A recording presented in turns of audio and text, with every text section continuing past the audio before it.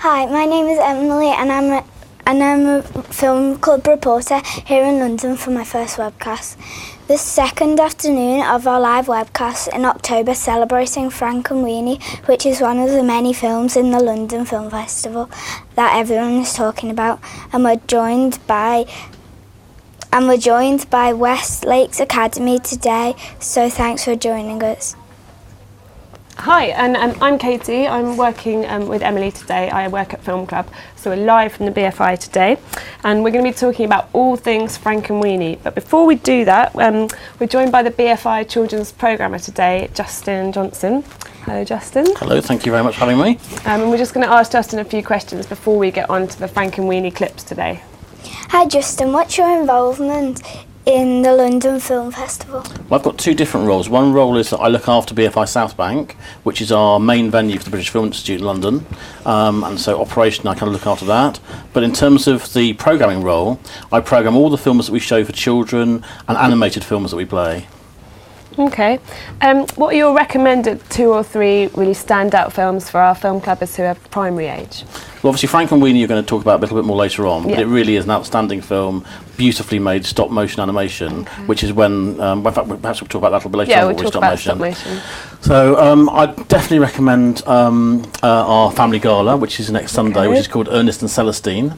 It's a French film, it's animated again, and it is so beautifully animated. It's about a little mouse and a great big bear, and they live in their separate worlds, the bear world and the mouse world. Never the twain shall meet, they never hook up, even though the mice live underneath and the bears live above.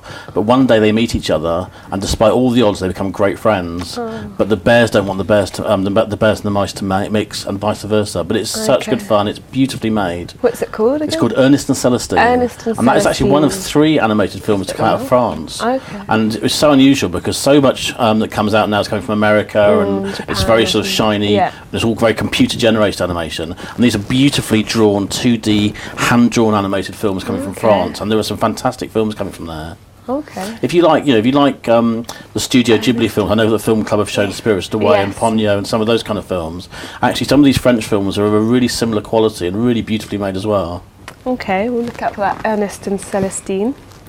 And now, people say you should never work with children and animals. Would you agree with that?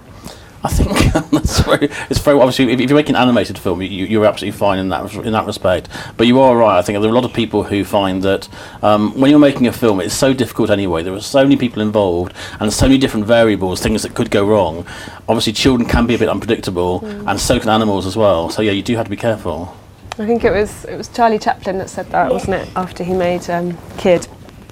So our next question is, have you ever had a stop motion film open the festival, and what's the response been to Frankenweenie so far? Yeah, we have actually. A few years ago, we played The Amazing Mr. Fox, based on the Roald Dahl novel. It's not The Amazing Mr. Fox. Fantastic Mr. Fox, sorry. And that was all made in stop motion animation. And it was also made, like Frankenweenie, at the 3 Mills studio in London. So even though a lot of the money that comes into these films is American money, actually they're made in London using British animators and filmmakers. And the response for that film was really great. But actually Frankenweenie, the response has been phenomenal, actually. I think people are really, really blown away by how high the quality of animation is. Okay, well, we're looking forward to it. And now on to Frankenweenie clips. We're so excited because we love Tim Burton so much. What's next? Are we going to get started with the Frankenweenie premiere? I think next up we've got Frankenweenie premiere, and your friend was there, wasn't she, at the premiere? Yeah, so let's get started with the Frankenweenie premiere. Tanvi, my friend from Talent Development, was on the red carpet for the opening gala. Here it is. Enjoy. Enjoy.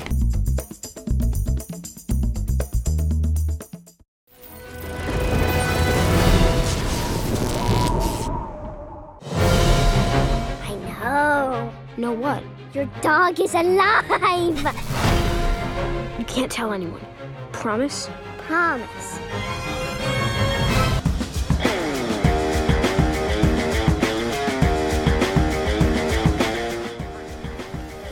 Hi, I'm Tanvi, representing Film Club at the BFI London Film Festival opening gala night. Tonight's film is Frankenweenie. I'm so excited. Look at all this crowd. They've been waiting here since this morning. I can't wait to speak to our guests.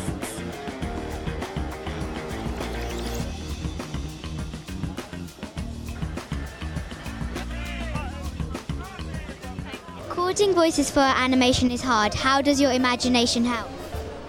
Well, I mean, when you just have your voice, you have to really focus in.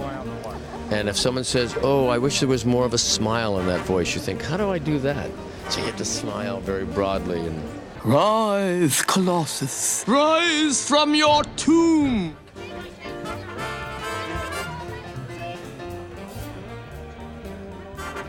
Hello, hi. Lots of your films are very creative. Do the characters come from your imagination or do you get help? Well, I get lots of help. When you make a film, you get lots of help. But a lot of the characters came from, but when I was a kid, remembering like certain kids in school or teachers or the neighborhood. So it's a mixture of both. When you work on a film, it's very collaborative. So you get lots of help and from your own mind as well. Thank you.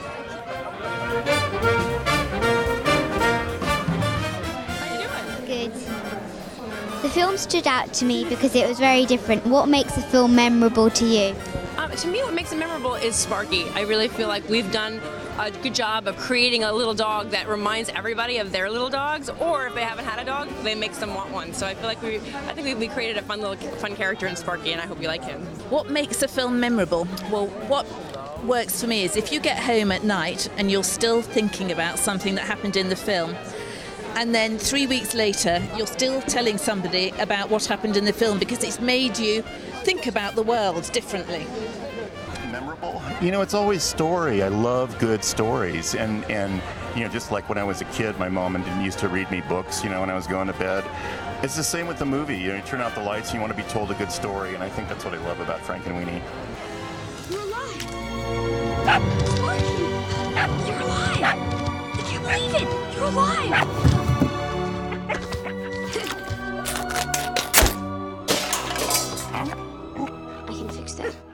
Even though you already know Tim Burton, what else made you want to be in the film? Tim Burton, boy, you know, when an artist asks you to join him on a film, your immediate reaction is yes. My family are film maniacs and watch lots of them. What films inspired you, and do you watch them with your family? Oh, I was a film maniac growing up, and we would watch movies like Jungle Book and 101 Dalmatians and all the great Disney animated movies. I love those and wanted to grow up and make them, and I got a chance to, which is really cool. Making cartoons is really fun. Absolutely. I think I love old movies. I love a lot of black and white movies from the olden days. I remember watching Fred Astaire and Ginger Rogers musicals when I was little with my family, so I love old movies, and so I definitely would watch them with my family. I watch films non-stop. In fact, I'll tell you a story. When it's my birthday, I've got 2 little girls, and they always say, Mummy, what do you want to do for your birthday? And I always say, let's go to the cinema.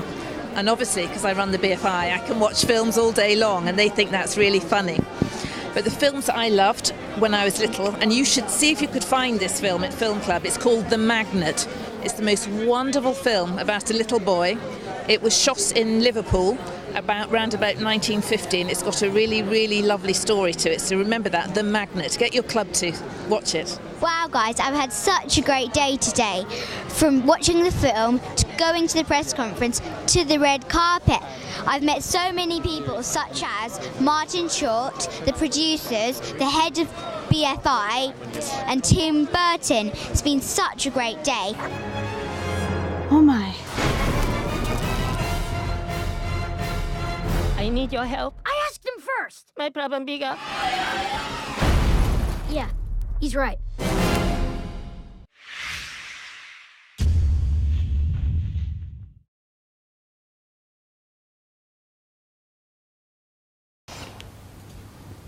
Thanks, Tanvi. It looks like you had a good time last week. I wish I was there. That film, The Magnet, about the little boy sounds cool. And it's filmed in Liverpool. Where you're from? Where I'm from, yeah. I'll put it on my wish list at FILMCLUB. You put it on your wish list at Film Yeah, Club. That's a really good point, actually. All the films that we've talked about today, they can all go on your Film Club wish list. So remember to write things down or try and remember the films that we've been talking about, and you can watch them in your clubs when they come out on DVD.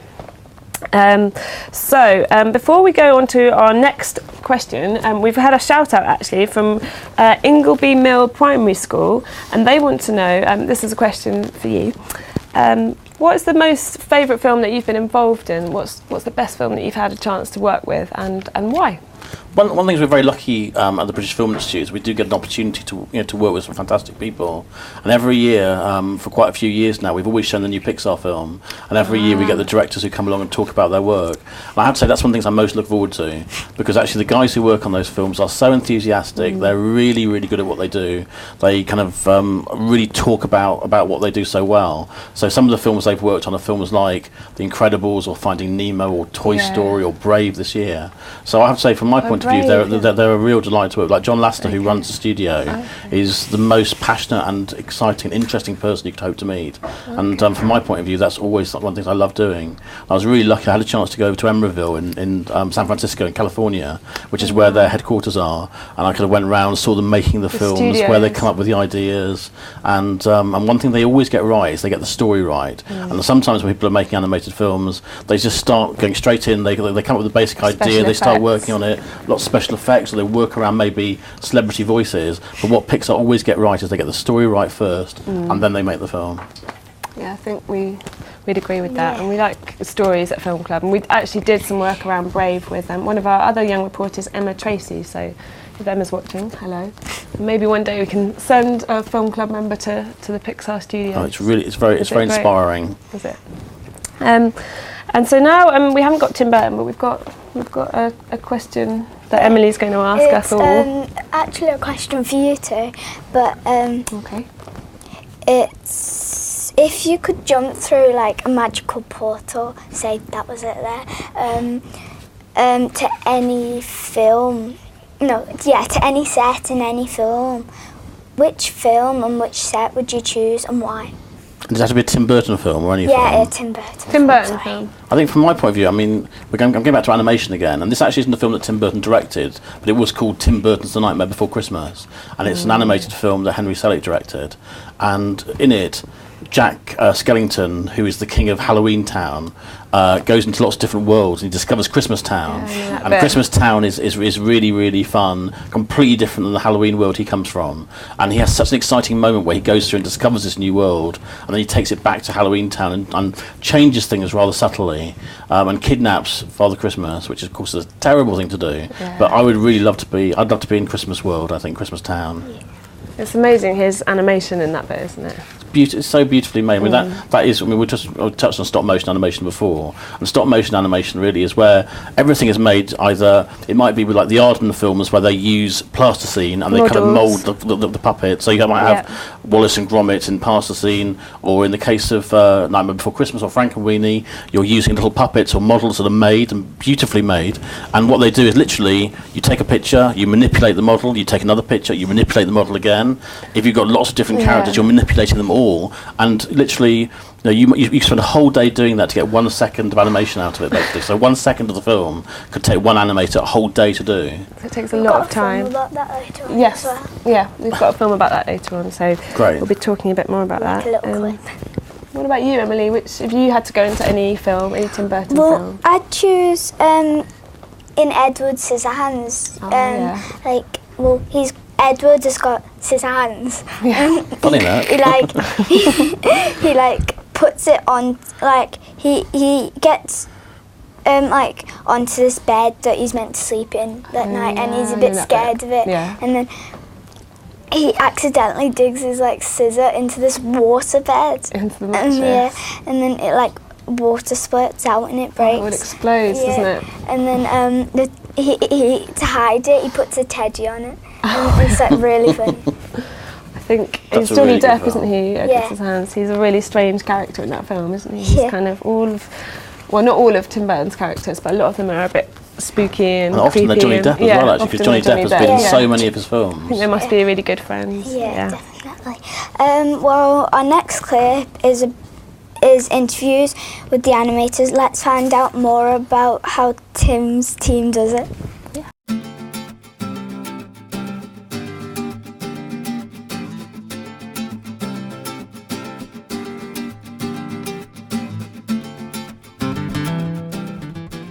Each animator was doing about 4 seconds a week.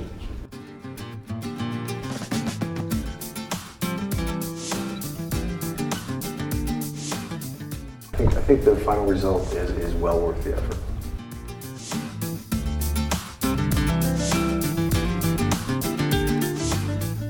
It's a huge team effort, isn't it?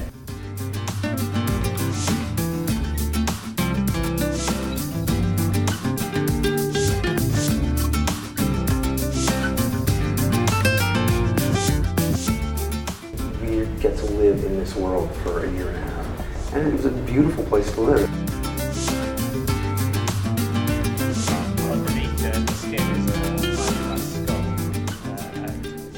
How do the little puppets actually work? Are they remote controlled or?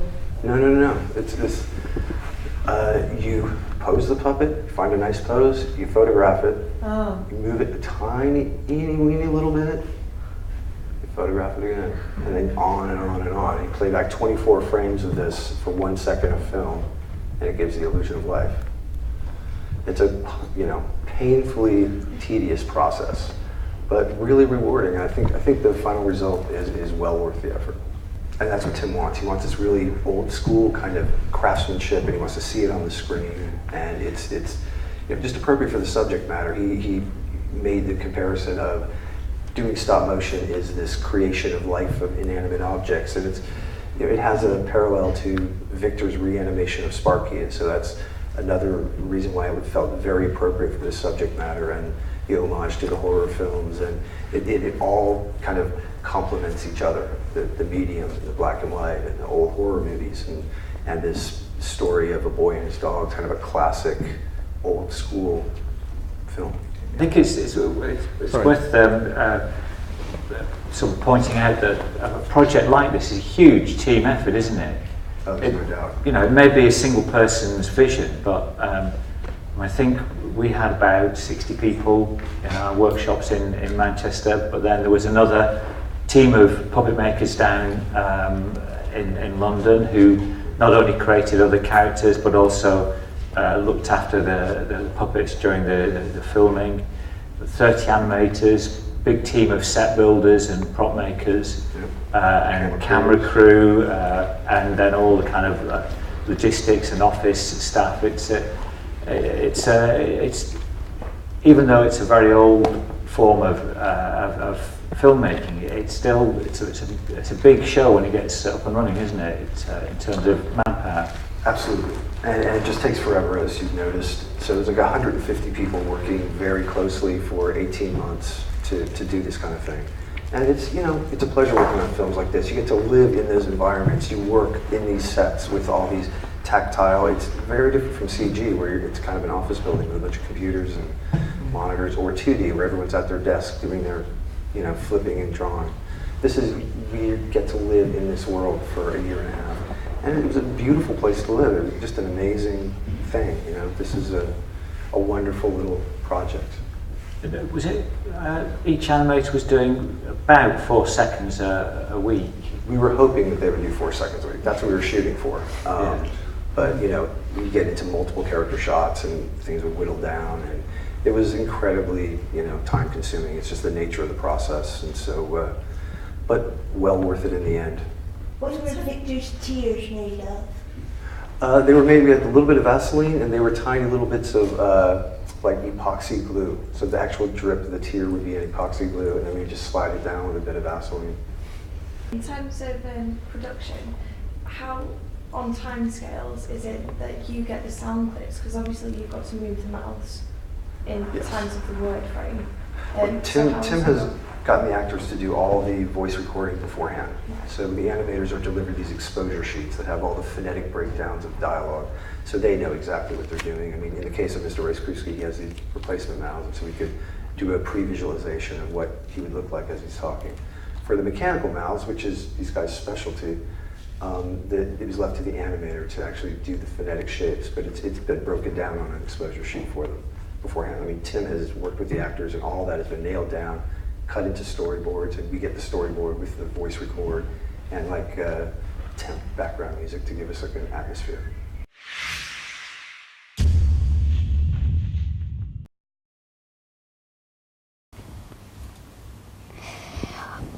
Four seconds a week, that's impossible. Yeah, it's a long time. So that's four seconds. It takes them a week to make 4 seconds of animation. Yeah, seems like a really long time. I don't think I could do that. Could you do that? No, definitely not. I'm so impatient. Too impatient. What about you, Justin? Do you think you could Do you know, commit that much time? I haven't even got a creative bone in my body. I think maybe that's why I enjoy other people's work so much, is because I just know I can't draw. I definitely couldn't make a model, and I would have no patience at all to make a film. Well, for all you patient film clubbers out there who are good at detail, maybe animation is a good career path for you.